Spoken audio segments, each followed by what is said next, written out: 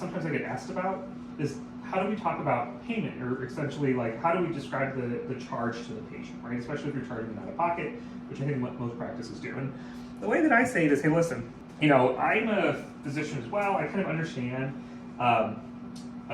you know, what patients say about, you know, doing stuff out of pocket, and I get it. No one wants to pay for something out of pocket, especially if it's not going to like make them feel better. The thing I like to kind of frame it in is think about like 90-day supply for an over-the-counter drug, or I'm sorry, prescription drug.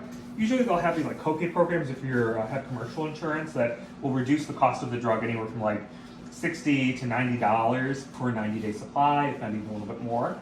And you can argue that, you know, essentially this is just an alternative to prescription drug, right? And, you know, we kind of accept that $90 or X amount of money is a reasonable price for patients. And so that kind of model, I think, works pretty well in this situation because we have really one of the lowest, if not the lowest, capital costs, you know, for the practice. It's a procedure that is pretty efficient, probably the most efficient procedure kind of that you can provide, but one of the most effective in the sense that we're one of the few that can show this really nice reduction in MMP9.